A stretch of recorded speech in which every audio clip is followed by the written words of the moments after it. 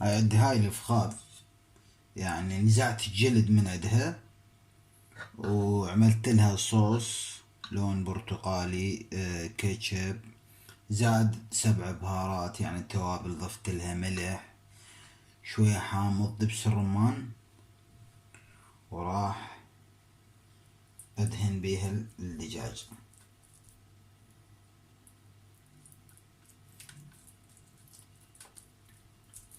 راح امسحها كلها وارجع لكم.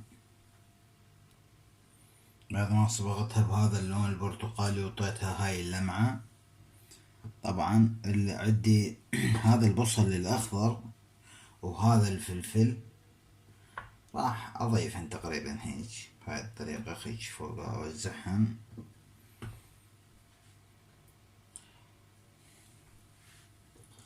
ضيفهم.